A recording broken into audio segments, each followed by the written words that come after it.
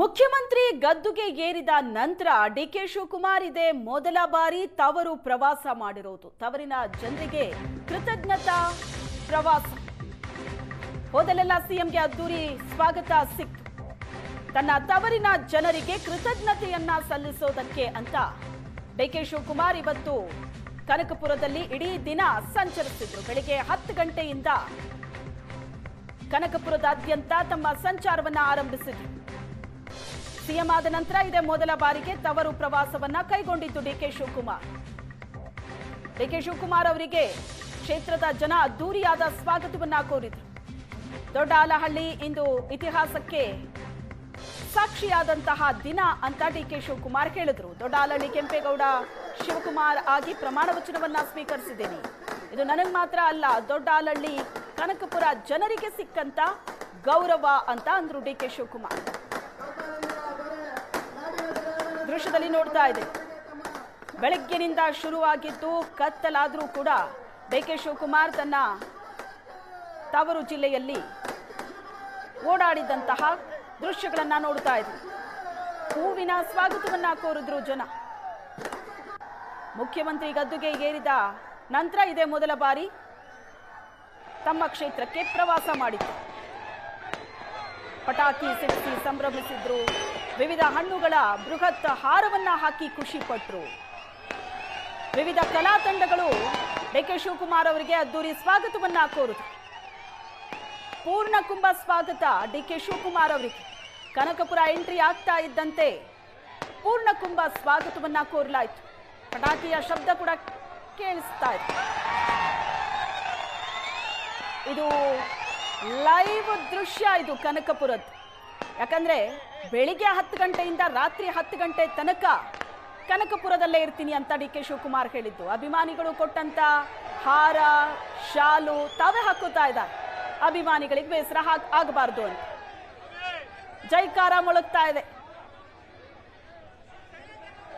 ಎಲ್ಲೇ ಹೋದ್ರೂ ಅದ್ದೂರಿಯಾದ ಸ್ವಾಗತವನ್ನ ಜನ ಕೋರಿದ್ರು.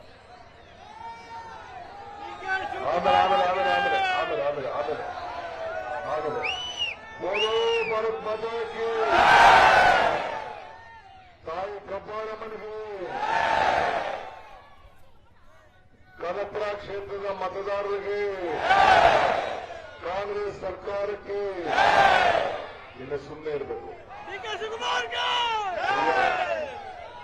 ಇನ್ನ 6 ಕಡೆ ಹೋಗ್ಬೇಕು. ಈಗ ಸುಸ್ತಾಗ್ಬಿಟ್ಟಿದ್ದೀನಿ. 20 ಫಸ್ಟ್ ಆಗಿದೆ ಬೆಳಗ್ಗೆಯಿಂದ. ದಯವಿಟ್ಟು ಸಹಕಾರ ಕೊಡಬೇಕು. ಯಾರು ಕಿರ್ಚಕ್ ಹೋಗ್ಬೇಡಿ. ಆಮೇಲೆ ಮಾತಾಡೋಣ. ನಮಗೂ ನಿಮ್ಗೂ ಅಗ್ರಿಮೆಂಟ್ ಏನಪ್ಪಾ ಅಂದ್ರೆ ನೀವು ಯಾರು ಮಾತಾಡ್ಬಾರ್ದು. ಆಗ್ಬೋದಲ್ಲ? 5 ನಿಮಿಷ, 6 ನಿಮಿಷ, 10 ನಿಮಿಷ ಮಾತಾಡ್ತೀನಿ. ತಾಳ್ಮೆಯಿಂದ ದಯವಿಟ್ಟು ಇರ್ಬೇಕು. ಆಗ್ಬೋದಲ್ಲ? ತಾಯಿ ಕಬ್ಬಾಳಮ್ಮಗೆ ನಿಮ್ಮೆಲ್ಲರ ಪರವಾಗಿ, ಸರ್ಕಾರದ ಪರವಾಗಿ ನನ್ನ ಸಾಷ್ಟಾಂಗ ಪ್ರಣಾಮಗಳನ್ನು ಅರ್ಪಿಸ್ತಾ ಇದ್ದೇನೆ. ನೀವೆಲ್ಲ ಈ ಸಾತ್ನೂರು ಹೋಬಳಿಯವರು, ಕಬ್ಬಾಳ ಪಂಚಾಯತಿಯವರು ಎಲ್ಲ ಇಲ್ಲಿ ಸೇರಿದ್ದೀರಿ. ಅರೆಕಡೆ ದೊಡ್ಡವರು ಸೇರಿಸಿದ್ದೀರಿ. ಸಾತ್ನೂರು ಹೋಬಳಿಯಲ್ಲಿ ಅರೆಕಡೆ ದೊಡ್ಡವ್ರೆ ಸುಮ್ಮನೆ ಇರಲ್ಲ.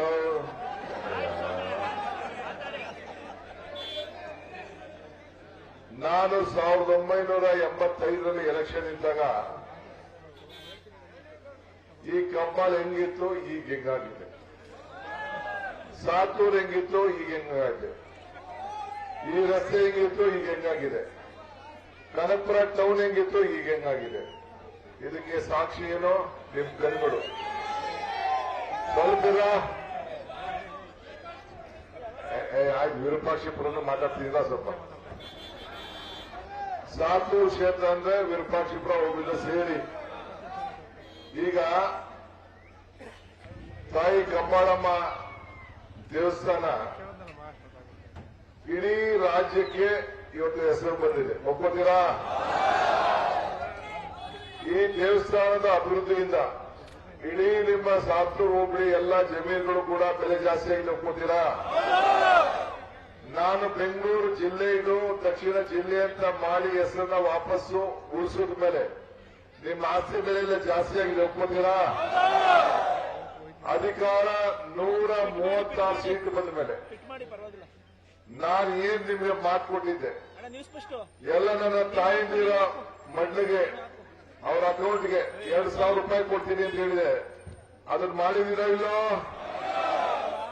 ಮನೆಗೆ ಫ್ರೀ ಕರೆಂಟ್ ಕೊಡ್ತೀನಿ ಅಂತ ಹೇಳಿದೆ, ಕೊಟ್ಟ ಇಲ್ಲೋ? ತಾಯಿಂದಿರಿಗೆ ಉಚಿತವಾಗಿ ಬಸ್ಸಲ್ಲಿ ಓಡಾಟ ಮಾಡ್ತೀನಿ ಅಂತ ಹೇಳಿದೆ, ಮಾಡುತ್ತಾ ಇಲ್ಲೋ? 10 ಕೆಜಿ ಅಕ್ಕಿ ಅಂತ ಹೇಳಿದೆ, ಕೊಡ್ತಾ ಇದ್ದೀರಾ ಇಲ್ಲೋ? ಯುವಕರಿಗೆ ಉದ್ಯೋಗ ಭತ್ಯೆ ಅಂತ ಹೇಳಿದೆ, ಕೊಡ್ತಾ ಇದ್ದೀರಾ ಇಲ್ಲೋ? ಈಗ ನೀವೆಲ್ಲ ಶ್ರಮಪಟ್ಟು ನನ್ನನ್ನ 1,23,000 ಓಟಲ್ಲಿ ಗೆಲ್ಲಿಸಿದ್ರಿ. 136 ಸೀಟ್ ಕೊಟ್ರಿ. ಕೇಂದ್ರದವರು ನನಗೂ ಸಿದ್ದರಾಮಯ್ಯವ್ರಿಗೂ ಒಪ್ಪಂದವನ್ನ ಮಾಡಿಸಿದ್ರು.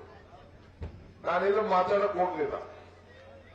ಅವರು ನಮ್ಗೂ ಬಿಟ್ಬಿಟ್ಟಿದ್ದಂತ ವಿಚಾರ ಅಂತೇಳಿ 1-6 ತಿಂಗಳು ಹೆಚ್ಚು ಕಮ್ಮಿ ಆಗಿರ್ಬೋದು ಅಷ್ಟೇ. ಅದು ಚಿಂತೆ ಇಲ್ಲ, ಪಕ್ಷ ತೀರ್ಮಾನ ಮಾಡ್ತು. ಈಗ ಮೊನ್ನೆ 3ನೇ ತಾರೀಕು ನಿಮ್ಮೆಲ್ಲರ ಸಮ್ಮುಖದಲ್ಲೇ ನಿಮ್ಮ ಹತ್ರ ನಿಮ್ಗೆ ಇನ್ವಿಟೇಷನ್ ಕೊಡಕ್ ಆಗ್ಲಿಲ್ಲ. ನಾ ಸ್ಟೇಡಿಯಂ ಅಲ್ಲಿ ಮಾಡ್ತೀನಿ ಅಂತ ಅನ್ಕೊಂಡಿದ್ದೆ.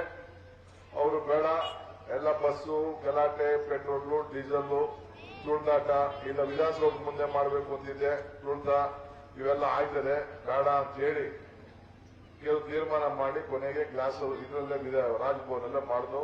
ನಿಮ್ನೆಲ್ಲ ಕರೆಯಕ್ಕಾಗಲಿಲ್ಲ, ದಯವಿಟ್ಟು ಕ್ಷಮಿಸಬೇಕು. ಒಂದು ಕೆಲವರು ಬಂದಿದ್ರಿ ಅಷ್ಟೇ, ಎಲ್ಲ ನೀವೆಲ್ಲ ಕಿತಾಪತಿ ಗಿರಾಕಿಗಳೆಲ್ಲ ಬಂದಿದ್ರಿ. ಕೆಲವರೆಲ್ಲ ಹಳ್ಳಿಲಿರೋ ಹೆಣ್ಮಕ್ಳುಗಳು ಬರಕ್ಕಾಯ್ತಾ? ನಮ್ಮ ತಾಯಿಗಳು ಬಂದಾಗಾಯ್ತಾ?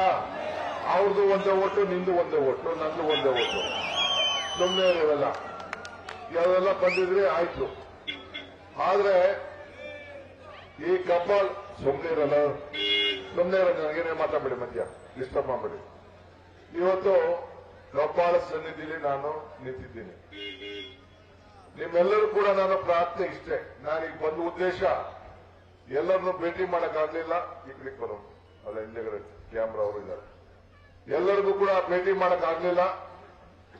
ನೀವು ಎಷ್ಟೋ ಜನ ನೀವು ಉದಾರ ತಗೊಂಡ್ ಬರ್ತಾ ಇದ್ದೀರಿ, ನಿಮ್ಮನ್ನ ಭೇಟಿ ಮಾಡಕ್ ಆಗುದಿಲ್ಲ.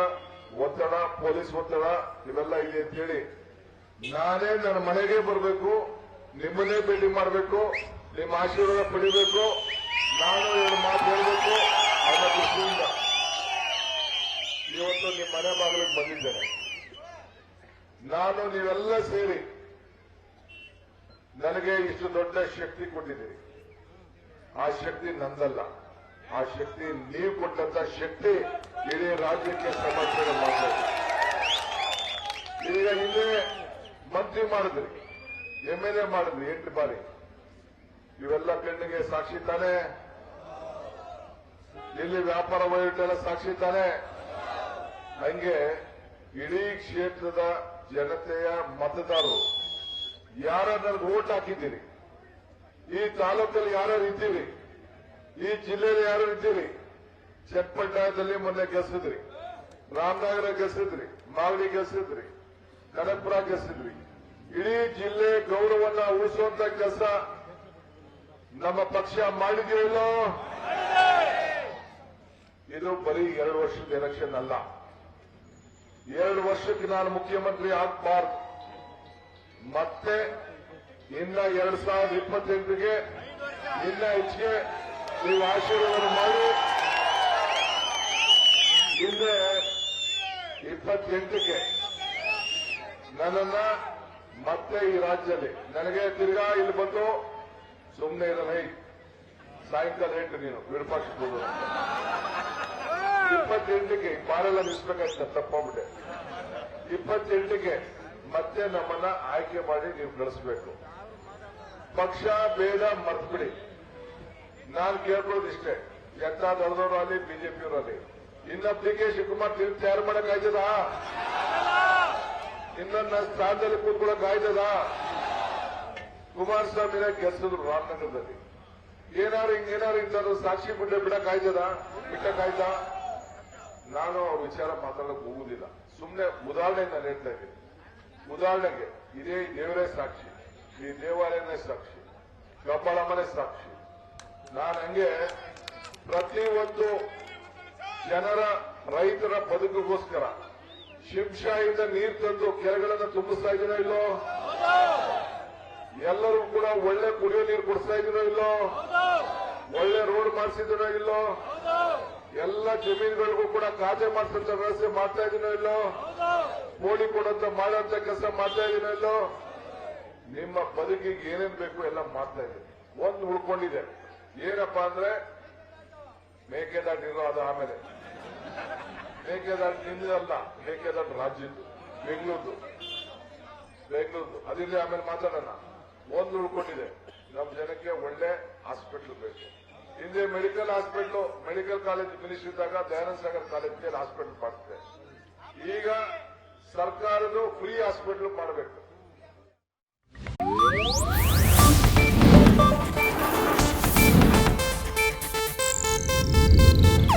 ಇದು ಏಷ್ಯಾನೆಟ್ ನ್ಯೂಸ್ ನೆಟ್ವರ್ಕ್ ಪ್ರಸ್ತುತಿ.